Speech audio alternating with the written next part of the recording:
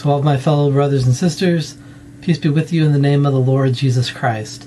My name is Ben, and I welcome you to the Restored Ephraim Publications channel. Today, we're going to be talking about whether Deuteronomy chapter 29, verse 29, contradicts the Book of Mormon.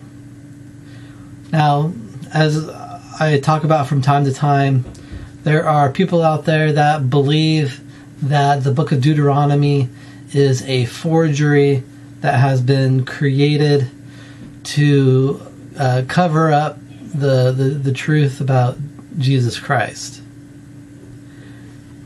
And one of the primary verses that I've heard used to show this is Deuteronomy chapter 29, verse 29. And this is what it says in Deuteronomy 29:29 in the King James Version of the Bible. It says, "The secret things belong unto the Lord our God, but those things which are revealed belong unto us and to our children forever, that we may do all the words of this law." So when these people, they read this, they read it in such a way as to understand it that it's trying to say that they shouldn't go out and receive revelation from the Lord, but that they should just focus on the words of the law. But I don't think that it's trying to say that at all. First off, let's look at the translation into English in the King James Version of the Bible. It says, the first line says, "The secret things belong unto the Lord our God." So if you are looking in the King James Version, you'll notice that the words "things belong" are in italic, which means that it's not something that's actually part of the Hebrew.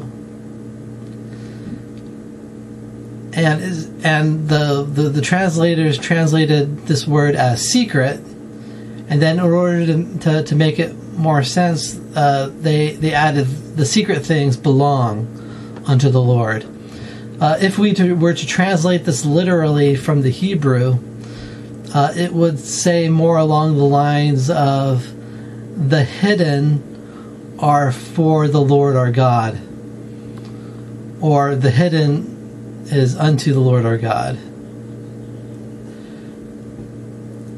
And then it says, "But those things which are revealed belong unto us and to our children."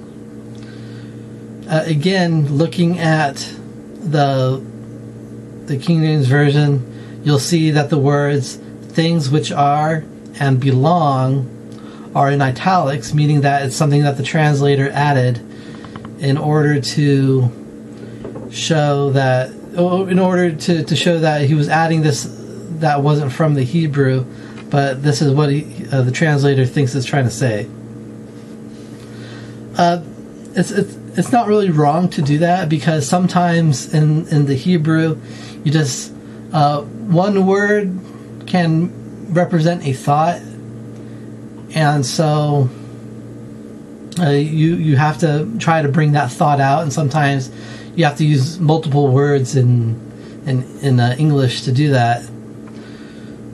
But the word here that's in the Hebrew is "revealed."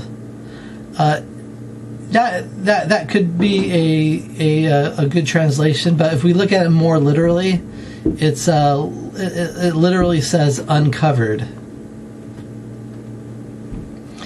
And so we could read this as the hidden is for the Lord our God, but the uncovered is for us and for our children forever, that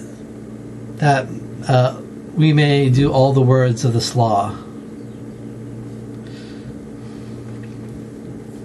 And so notice here that in nowhere does it say that we should not be looking for revelation.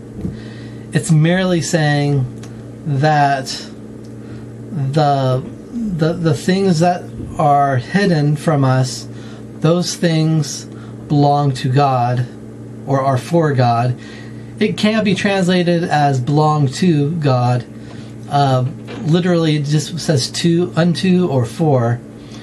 But the word can also refer to belonging to.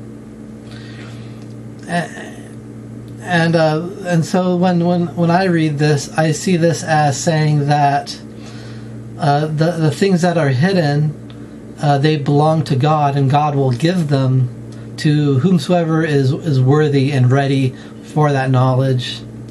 But the things that are uncovered or revealed unto us already, meaning what is written down, that belongs or is for us and for our children. And I find this to be very true. And I don't see it contradicting the Book of Mormon at all, because when we look in Alma chapter 12 again, verse 9 through 11, it says, "And now Alma began to expound these things unto him, saying, It is given unto many to know the mysteries of God. Nevertheless, they are laid under a strict command, that they shall not impart only according to the portion of his word, which he doth grant unto the children of men, according to the heed and diligence which they give unto him. And therefore he that will harden his heart, the same receiveth a lesser portion of the word, and he that will not harden his heart, to him is given the greater portion of the word, until it is given unto him to know the mysteries of God, until he know them in full. And they that will harden their hearts, to them is given the lesser portion of the word, until they know nothing concerning his mysteries. And then they are taken captive by the devil, and led by his will down to destruction. Now this is what is meant by the chains of hell." So the Lord gives to a people the level that he knows that they will accept. And it requires a person to be diligent in searching those things that the Lord has given, and when they show that they will accept what the Lord has given and will do it, then the Lord will begin to reveal greater things to them, and it's based upon their diligence. And in this way, those who have the faith and the ability to do more, the Lord gives them more, and those who can't, they will just receive what is given openly, what is uncovered by the Lord for the people, and they will, and that people who do that will be led down to destruction. And so it's very important for us to be diligent in focusing on what God has given to us, because if we don't do that, then we're only we're opening ourselves up to being led down to destruction. And that's exactly what happened to the Israelites. They focused more on their tradition rather than trying to understand that which was uncovered to them. And for that reason, they could not recognize Jesus when he came. But that doesn't mean that we shouldn't focus on the things that the Lord has given us, because we need to because the Lord does want us to focus on those things and to become proficient in them. I found this scripture in Alma chapter 26, verse 22. It says, Yea, he that repenteth and exercises faith and bringeth forth good works and prayeth continually without ceasing, unto such it is given to know the mysteries of God. Yea, unto such it shall be given to reveal things which never have been revealed. Yea, and it shall be given unto such to bring thousands of souls to repentance, even as it has been given unto us to bring these our brethren to repentance. And so we follow this pattern of repenting and exercising faith and doing good works and praying continually without ceasing. And as we do that, the Lord will begin to reveal unto our minds the hidden things that we weren't aware of before. But again, notice that it first requires us to focus on those things that are given openly to us. Because if you're not doing those things, then you're not worthy of receiving mysteries. And this is the struggle throughout the entire history of the world. It's getting people to focus on what the Lord has given and really understanding what the Lord has given. And it's even a struggle in our own day. And there will be people out there who will pretend to understand these mysteries and will try to deceive you into believing and following them. And if they were truly receiving the mysteries of God, what does Alma chapter 12 say again? It says, it is given to many to know the mysteries of God. Nevertheless, they are laid under a strict command that they shall not impart, according to the portion of his word, which he doth grant, only according to the portion of his word which he doth grant unto the children of men, according to the heed and diligence which they give unto him. And so if someone is truly receiving mysteries, though the Lord has commanded them to not give that to the children of men, but they're only to give the portion of the word that the Lord has given openly, the word that he has uncovered. And I had to learn this for myself, because I'm sure many people do, they want to receive revelation from God, and they want to have some type of theophany to receive these mysteries. And in thinking about it, trying to receive that, the Holy Spirit spoke unto me and told me that the Lord wanted me to focus on the scriptures, on what has been revealed.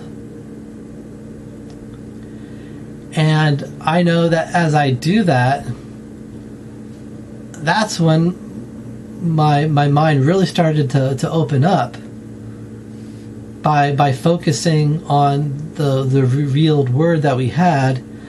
And I came to realize that the Lord hides things openly right in front of us, and people really cannot see it. You can read the scriptures a million times and still not see the things that the Lord reveals openly to us. And it comes down to two things. The first and biggest problem is tradition. And tradition can blind us to seeing what the Lord has to say right in front of us.